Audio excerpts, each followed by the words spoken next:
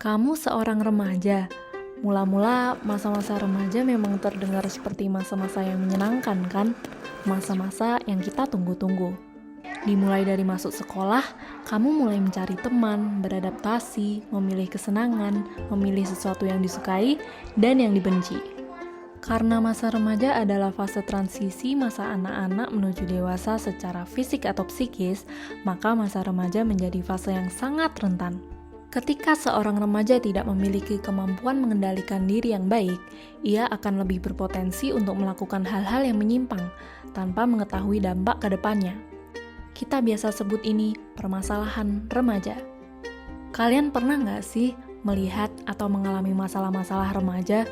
Misalnya, perundungan atau bullying, yang awalnya ejek-ejekan, lalu menjahili, lama-kelamaan berubah menjadi kekerasan. Atau contoh lain, cyberbullying, yang awal-awalnya cuma ikut meramaikan, lama-kelamaan berubah jadi yang memulai. Atau beberapa remaja yang terjebak dalam hubungan yang tidak sehat, yang biasa disebut toxic relationship, yang awalnya tuduh-tuduhan, berantem, dan berakhir dengan kekerasan. Nah, contoh tersebut hanya sedikit dari masalah-masalah remaja lainnya. Pertanyaannya, kenapa sih masalah tersebut terjadi? Kenapa ya seseorang bisa menjadi jahat dan menyakiti orang lain? Yuk, mari kita reka ulang.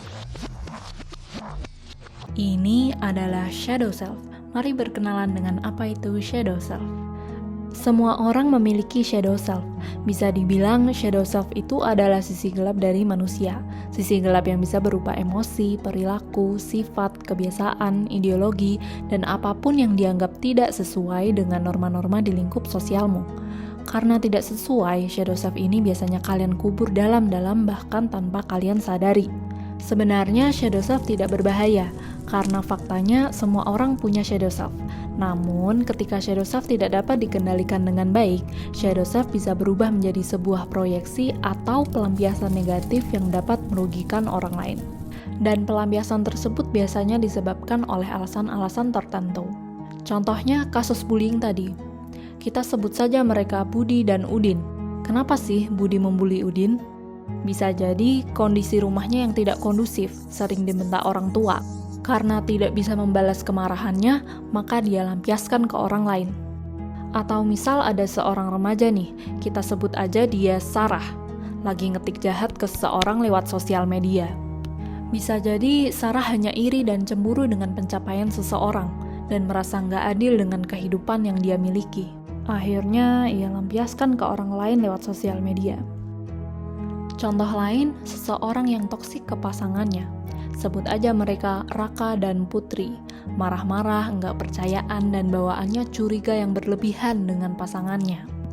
Bisa jadi di masa lalu Raka pernah ditinggalkan atau dihianati seseorang. Maka dia merasa kesepian, merasa susah mendapatkan kepercayaan, dan takut ditinggalkan lagi. Namun malah berakhir dengan cara yang salah dan menyakiti orang lain. Bagaimanapun latar belakangnya, tindakan yang seperti ini pada akhirnya ia tetap salah. Ingat kan yang dibilang di awal tadi, bahwa semua orang punya shadow self, sisi gelap. Jujur aja, pasti salah satu dari kalian ada yang pernah mulutnya gatel, rasanya pengen ngomentari penampilan orang lain. Atau jempolmu tuh rasanya gatel, pengen ngetik yang jelek-jelek ke seorang artis di sosial media. Atau bahkan yang cukup ekstrim nih, terlintas di pikiran kalian, pengen kutampar nih orang, sumpah, kepada orang di depanmu. Bedanya, akhirnya kamu nggak jadi aja melakukannya. Semua pikiran dan perasaan-perasaan itu adalah shadow self-mu, dan semua itu valid. Kenapa? Karena letaknya ada di alam bawah sadarmu. Jadi munculnya pun ya terasa natural saja. Sekarang coba bayangkan dampak yang bisa terjadi kalau tidak kita kendalikan. Kekerasan bisa terjadi, berubah menjadi luka fisik, luka batin, jadi depresi, bahkan melukai diri sendiri juga bisa terjadi pada seseorang yang kalian sakiti. Nah, makanya, karena kita semua punya shadow self, sangat penting bagi kita untuk dapat mengenali shadow self dan mengontrolnya. Bagaimana caranya? Langkah awal, berkenalan dengan shadow self-mu. Perlu diketahui bahwa shadow self sangat beragam, tergantung dengan kondisi dan situasimu. Salah satu cara mengenalinya adalah, yang pertama, lihat sekitarmu.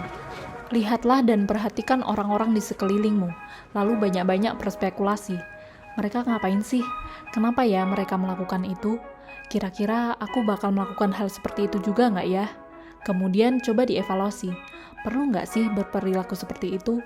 Penting nggak sih ngomong begitu? Dan sebagainya. Ini disebut sebagai mirror projection. Selalu posisikan dirimu di posisi orang-orang di sekitarmu. Berspekulasi dan bertanya-tanya kepada diri sendiri seperti ini akan mengurangi kebiasaanmu menghakimi orang lain. Kalau mau yang lebih santai, kalian juga bisa banyak-banyak nonton film, baca-baca buku atau komik, atau denger lagu. Sering nggak sih ketika kita nonton film atau denger lagu, kita ngerasa, wah tokoh ini kelakuannya mirip aku banget, atau kayak lirik ini relate banget deh sama aku. Atau pernah nggak sih ngerasa empati kepada karakter villain di sebuah film karena latar belakang hidupnya tuh kompleks dan menyedihkan? Hal-hal seperti ini juga dapat melatih rasa empati dan berpikir secara objektif bahwa sifat manusia sebenarnya tuh tidak sekedar hitam dan putih, yang kemudian hal itu dapat membukakan jalan untuk mengenali dirimu lebih baik. Yang kedua, kunjungi masa lalu. Banyak shadow self seperti emosi, sifat, dan kebiasaan kita biasanya tercipta dan berkembang sedari kita kecil. Bisa jadi karena perlakuan orang tua terhadapmu atau lingkungan sekitarmu dulu. Nah, kalian bisa mulai mengunjungi masa lalumu dengan cara yang pertama, kunjungi album foto atau barang-barang lamamu. Yang kedua, sesekali kunjungi tempat di mana kamu tumbuh. Cara ketiga, cukup pejamkan mata dan coba ingat-ingat masa lalu. Ingat-ingat, dulu tuh apa sih yang kamu kejar? Bagaimana perilaku teman-teman terhadapmu? Seperti apa sih didikan orang tua dan gurumu? Dan seterusnya. Untuk yang memiliki trauma di masa lalu, tentu langkah ini tidak mudah. Namun, mengunjungi masa lalu sangat membantu kalian menemukan jawaban kenapa kalian bisa menjadi kalian yang sekarang ini. Masuk ke tahap selanjutnya, yaitu cara mengontrol shadow self. Beberapa cara mengontrolnya adalah: yang pertama, komunikasi. Komunikasi adalah kunci yang sangat krusial dalam hubungan apapun. Teman atau pasangan, kalau kalian ada masalah, jengkel sama seseorang, mengalami hal yang buruk, cerita ke orang yang paling kalian percayai. Jangan pernah tunggu masalah-masalahmu menumpuk. Kalau kalian tidak ada seseorang untuk bercerita, kalau kalian mau, kalian bisa bercerita di sosial media baik secara anonim atau tidak. Banyak loh platform yang menyediakan tempat bercerita untukmu. Yang kedua, terkadang diam adalah emas. Diam adalah emas berlaku di saat-saat tertentu. Contohnya ketika kalian diejek atau situasi lagi ribut di mana kalian sedang adu mulut. Coba dipikirkan kembali, yang kamu perdebatkan ini penting gak sih? Apa sih untungnya perdebatan ini? Kalau adu mulut berlanjut, bakal ada yang terluka gak ya? Hela nafas dan diamkan saja, kadang justru menyelamatkan kita dari situasi yang lebih buruk. Yang ketiga, kreativitas. Buat kalian yang merasa punya sisi kreatif, coba asah kreativitasmu. Misalnya, ketika merasa jengkel dengan seseorang, daripada kamu lampiaskan ke orang lain, coba lampiaskan ke dalam buku diary atau notesmu. Atau gambar wajah orang yang mengganggu pikiranmu itu dan ubah menjadi karya yang bisa dikenang. Karena faktanya, banyak loh seniman-seniman di luar sana yang memanfaatkan karyanya sebagai wadah berekspresi dengan ide dan pikiran-pikiran mereka yang bebas dan liar, baik melalui film, lirik lagu, buku, lukisan, hingga tarian. Pokoknya, mulailah melihat shadow self-mu sebagai inspirasi untuk lebih kreatif. Dengan begitu, shadow self tetap terkontrol dan tersalurkan secara sehat, dan yang terpenting, tidak ada orang lain yang dirugikan atau terluka. Itulah beberapa opsi mengontrol shadow self. Asal kalian tahu, mengenali shadow self sama dengan mengenali dirimu. Mengendalikan shadow self sama dengan mengendalikan dirimu.